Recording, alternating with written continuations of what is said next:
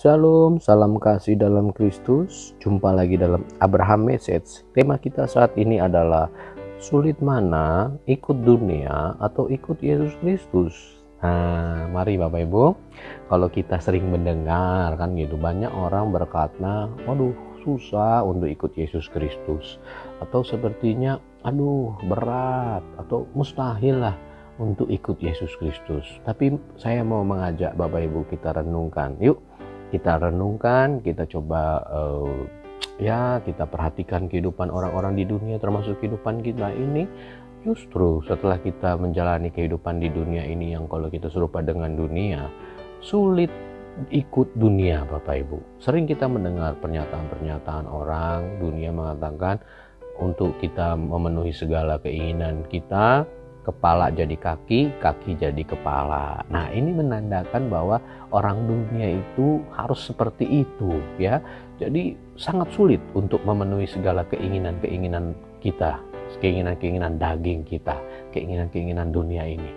Nah, tetapi kalau ikut Yesus Kristus apakah sulit? Nah, ini Alkitab sendiri loh menuliskan ajakan juru selamat di Matius 11. Coba mari sama-sama kita buka. Matius 11 ayat 28 sampai 30. Di situ dikatakan ya, Matius 11 ayat 28 ya.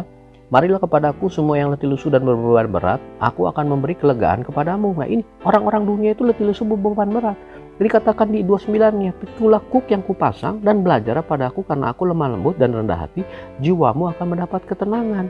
Sebab yang aku pasang itu enak dan bebanku pun ringan. Nah, ini sudah dijelaskan oleh Tuhan Yesus sendiri. Kuk yang dipasangnya itu enak, bebannya juga ringan.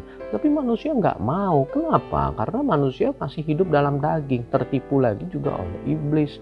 Dan diperjelas lagi di 1 Yohanes 5 ayat ketiga. Di situ bahwa perintah-perintahnya itu nggak berat, Bapak Ibu Saudara sekalian. Nah, mari yuk setiap kita renungkan firman setiap saat senantiasa, maka kita tahu kebenaran firman.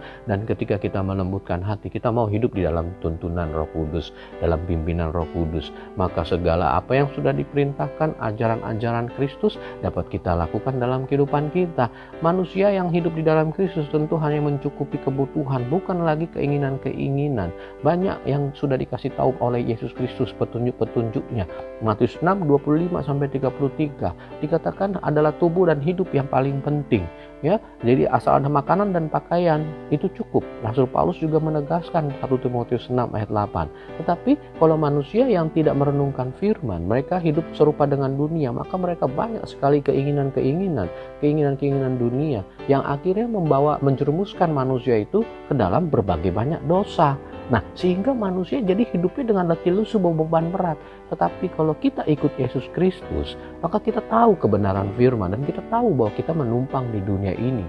1 Petrus 1 ayat 17 dikatakan kita menumpang di dunia. Maka apa yang kita lakukan?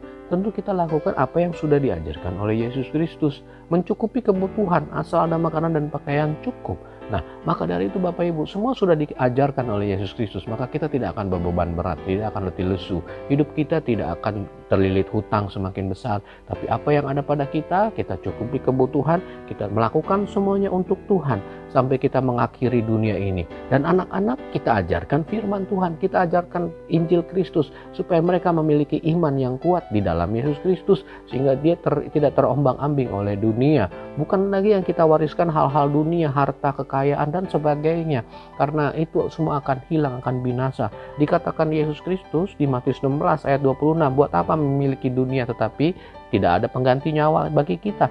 Tetapi kalau kita ikut Yesus Kristus, kita akan memperoleh hidup yang kekal. Selama menumpang di dunia, kita hidup.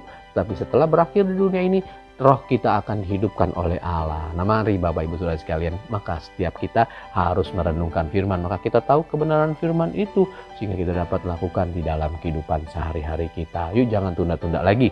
Ambil keputusan ikut Yesus Kristus.